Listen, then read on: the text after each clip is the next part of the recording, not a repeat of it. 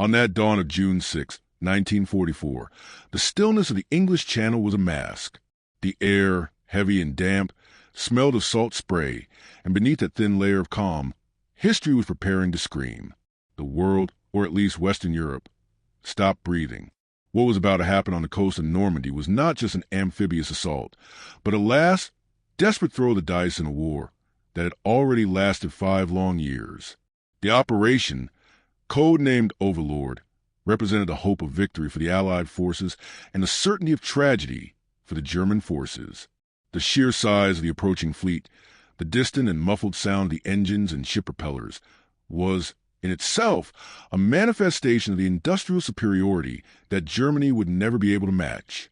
Yet, far from the clamor of the beach, one man had already drawn the map of defeat, long before the first shot was fired. Field Marshal Erwin Rommel, the renowned Desert Fox, had been sent to fortify the Atlantic Wall, a defensive line stretching for thousands of kilometers. Rommel arrived in Normandy with a reputation for tactical genius, but he confronted a brutal reality. The German regime, submerged in dogma and paralyzed by a centralized, erratic leadership, was irredeemably blind to the nature of modern warfare. His prophecy would not be born of despair, but a cold, implacable analysis of the logistical and air-power equation. He saw past the concrete and steel fortifications. He saw the supply lines, the fuel depots, and the empty skies. He understood that war was no longer just a matter of audacity on the battlefield, nor of individual courage. It was a matter of tonnage, of oil, and, above all, of air superiority. In the weeks leading up to the landing, Rommel saw the skies over Western Europe filled with Allied aircraft in a relentless cadence. This was the sound of approaching defeat, and it was a deafening sound to those willing to hear. His view contrasted sharply with that of many of his colleagues in the German High Command, who still clung to the nostalgia of the Blitzkrieg victories, where speed and maneuver solved all problems. Rommel knew that without the ability to move reserves freely and without protection against constant air attacks, the coastal defense, however fortified, would only be the first obstacle to be breached. What he saw was not a wall, but a trap designed to hold German divisions in the exact spot where they could be decimated by Allied air power before they even reached combat. The Field Marshal's analysis went directly to the heart of the strategic issue. He understood that the Allied logistics, with their intact industrial capacity and the absence of serious threats in the Atlantic, would allow for the landing of an overwhelming number of men and material. His strategy was clear and contrary to that of many of his superiors. The invasion had to be defeated on the beaches at the moment of landing. He christened this doctrine freshwater combat. If the Allied forces managed to consolidate a beachhead and bring their vast reserve of equipment and men onto the continent, the war would be lost. Why? Because Germany would no longer have the capacity to mount a counteroffensive of equal measure. By this stage of the war, German human and material resources were near their limit. The army, stretched from the eastern front to the deserts of North Africa, was a shell of its initial glory. Exhaustion was palpable. Germany was operating in survival mode, dependent on the last reserves of synthetic oil and men who were increasingly younger and less trained. The arrival of American might, with its mass production capability, was a factor that Rommel knew to be insurmountable. The war had ceased to be a fight between armies and had become a fight between economies, and the scale was irreparably tipped. Rommel's dilemma was a dilemma of all competent German commanders in the final phase of the conflict. How to fight against a material reality that had already been decided in the factories and in the skies, far from the front line? The answer was simple to him, but unacceptable to the core of the power structure. The game was over, and the only possible victory was moral, through protection of his men and a swift end to the conflict. By this time, strategy was no longer about winning, but about surviving with dignity and preserving the nation's structure from total collapse. On the day of the invasion, ironically, Rommel was not in Normandy. He had traveled to Germany to celebrate his wife's birthday and to try, once again, to convince the German leadership of the urgency of the situation and the need to release the Panzer divisions armored, that were under the direct command of the German leader, far from his authority. He left certain that the invasion would not come during those days of bad weather and unfavorable moon. This absence, a strategic error of immeasurable proportions, became the first visible symptom of German paralysis. When the assault began, the slowness of the reaction, the confusion in the chain of command, and the bureaucratic blindness condemned the defense. Military history never forgives a leader's absence at the crucial moment. The communication chaos was total. Radio messages crossed the skies, often intercepted or misunderstood.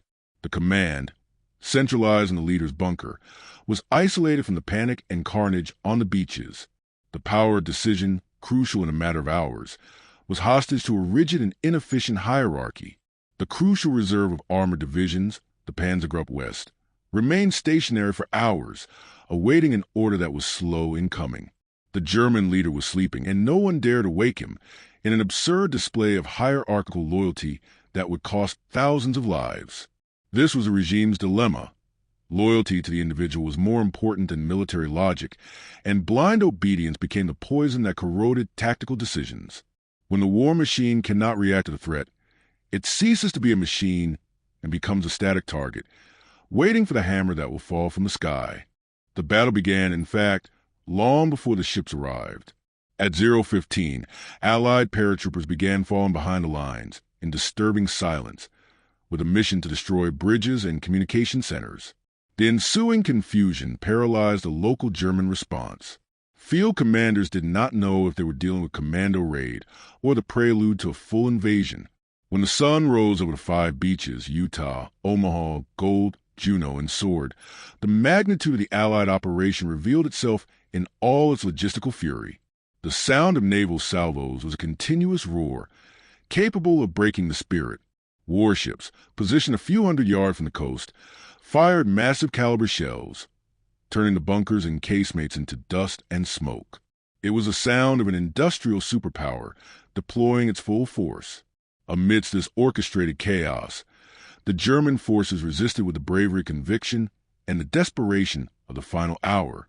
Omaha Beach, in particular, became a meat grinder, a cruel reminder that war, in the end, comes down to individuals fighting yard by yard.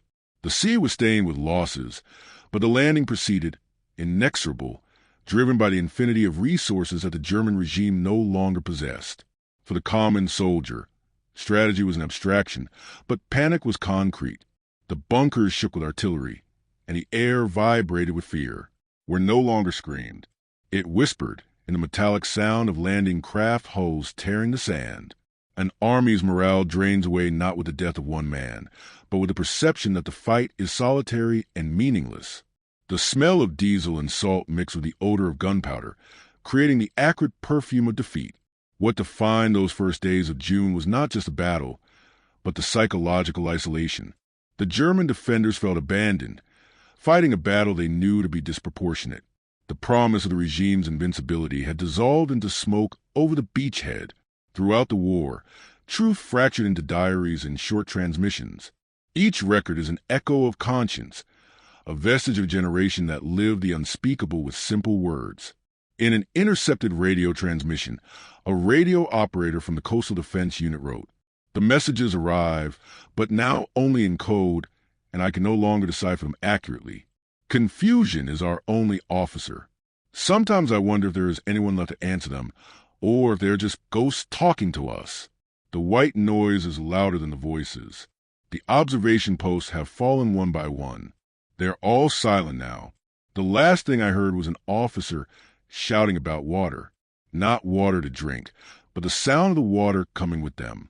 We cannot stop the sea, and we cannot stop what the sea brings.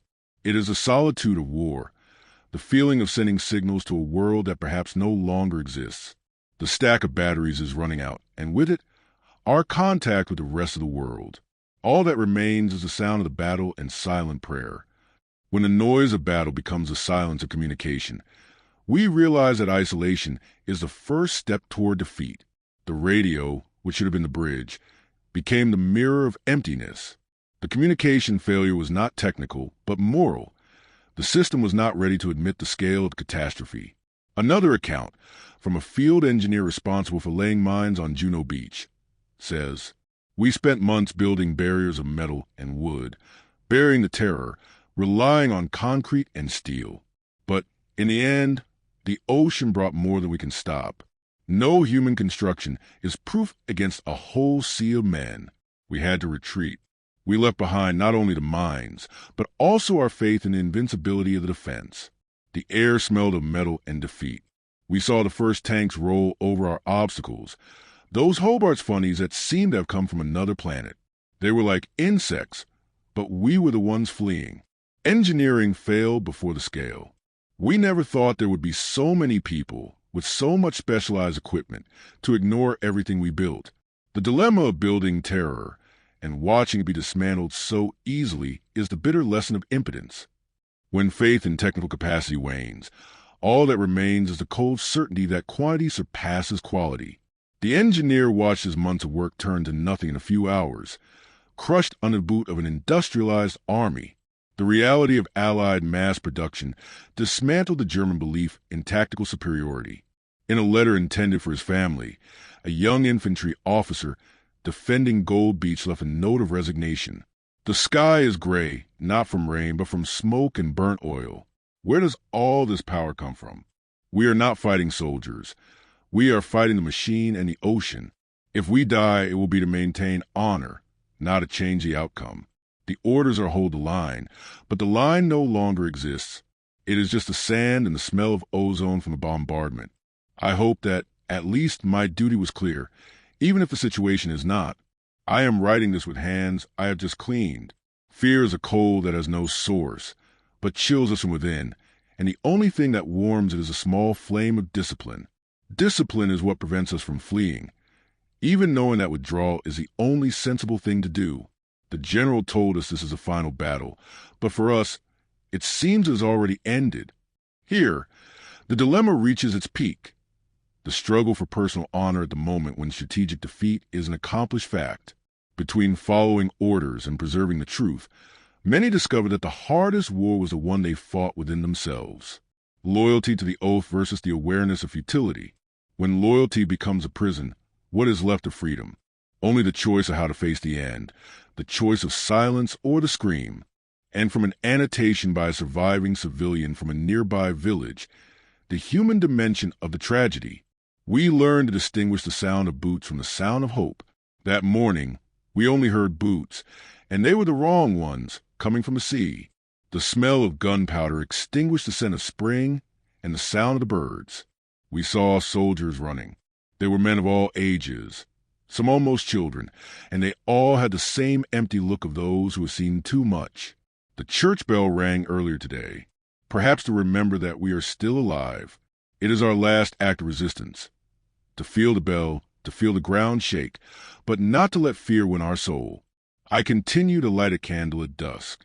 I don't know who to pray to, but the act of lighting the light is enough. It is a faith that the darkness is not permanent, and that, amidst the roar of the guns, the human voice can still be heard. What happened on the beach was the end of a world we knew, and now we are just waiting for the next one. When even silence gains a sound, we realize that the human is unraveling, and hope becomes a luxury that the battlefield does not permit. The smell of gunpowder is the smell of irreversibility, but the lit candle is the last vestige of stubborn faith, the resistance of the soul.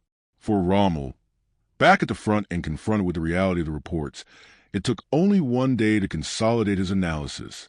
He saw the command paralysis, the ineffectiveness of the counterattacks without air support, and the relentless determination of the Allies to pour troops and material onto the continent through the artificial ports, the mulberries, which were a marvel of engineering. If the Allies had the capacity to bring a harbor with them, what else could Germany hope to stop? The skies of Normandy, absolutely controlled, turned every German movement into a tactical suicide.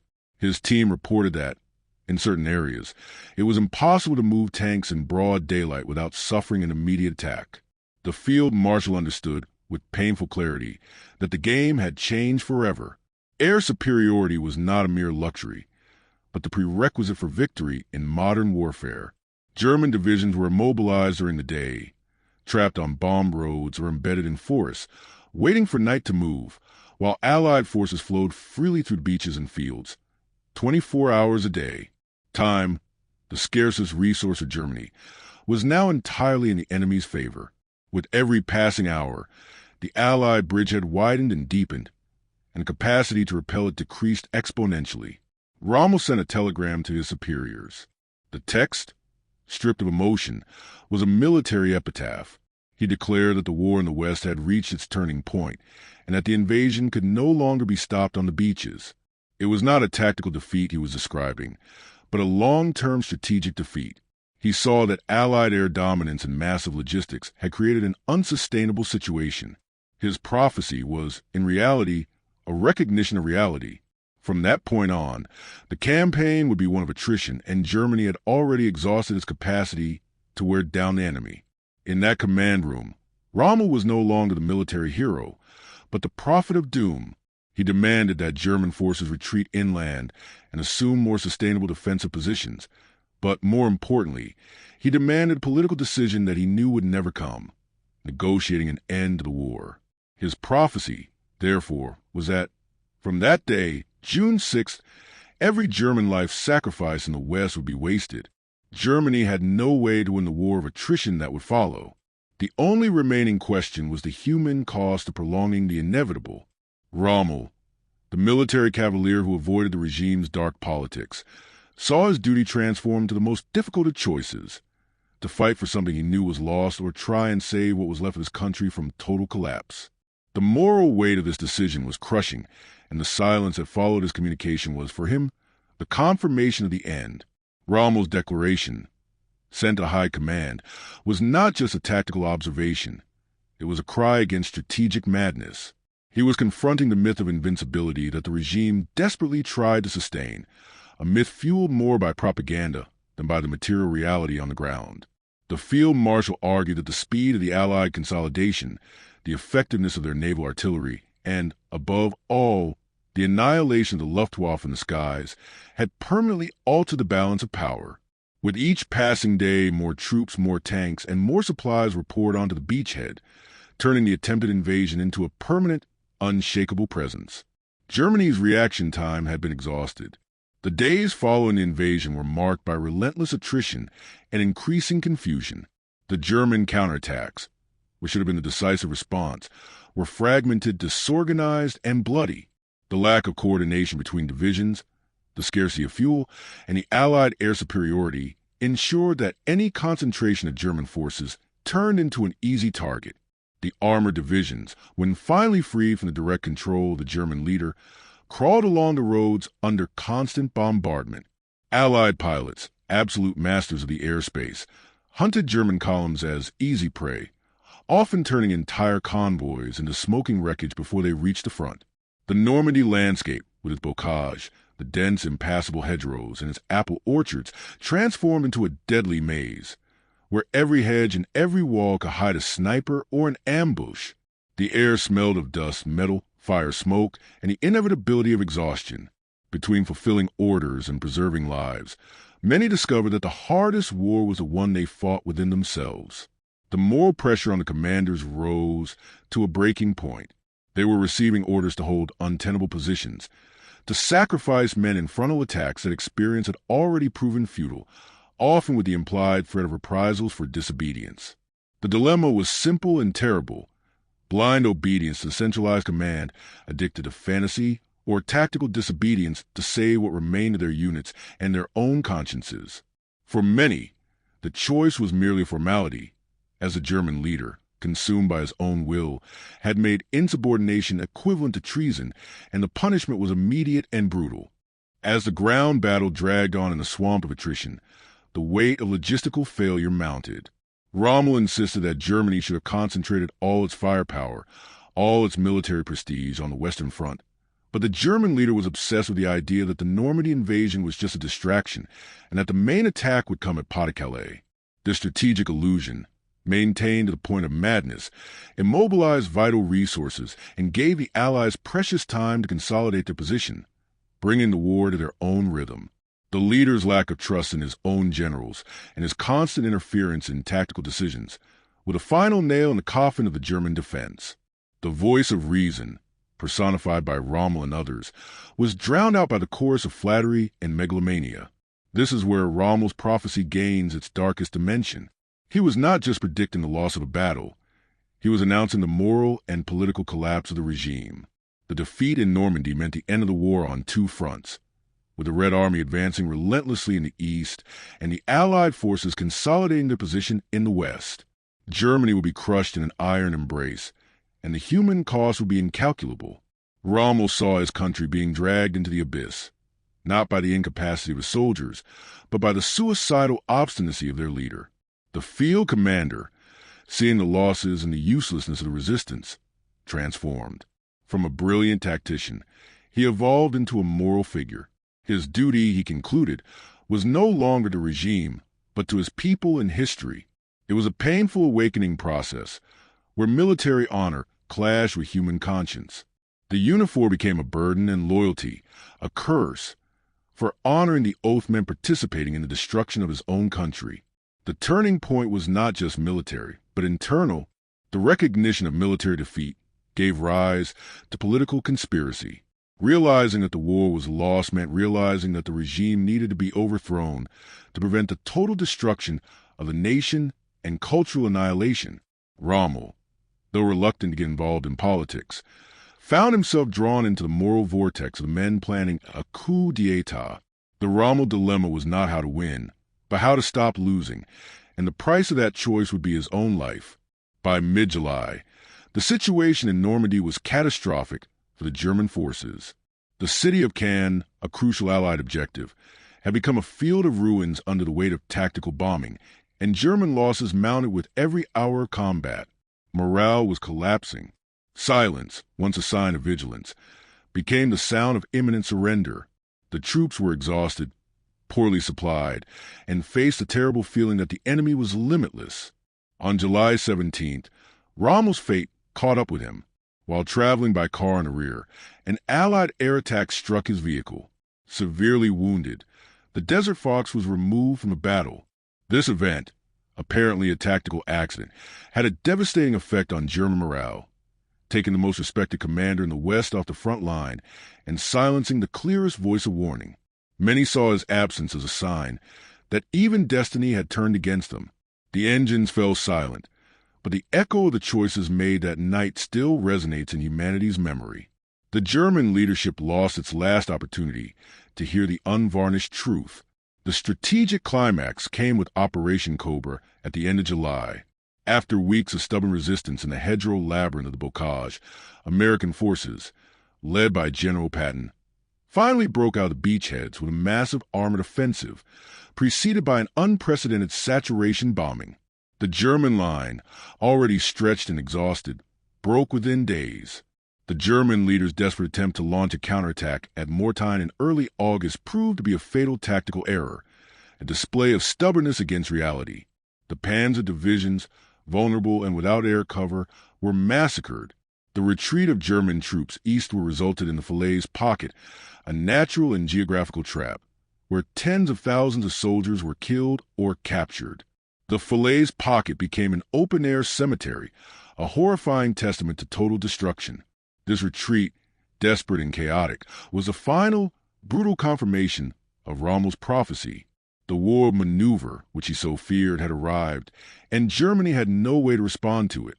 The image of abandoned vehicles and bodies strewn across the roads of Falaise is the most powerful symbol of the end of the Western campaign. The contrast was stark.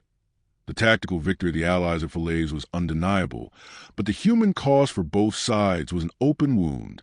There was no triumphant celebration on the battlefields, only the acrid smell of destruction and the sight of roads blocked by lost material and lives. Military triumph is often stained by a moral loss, and the victors also carry the weight of what was necessary to prevail. The legacy of Rommel's prophecy is not just found in his telegrams, but in the way he faced the inevitable. He symbolizes a dilemma between loyalty to his oath and loyalty to the truth, a conflict that defines the tragedy of professional soldiers caught in destructive regimes. His attempt to warn command about the imminent catastrophe and the subsequent suppression of those warnings revealed the self-destructive nature of isolated and delusional power.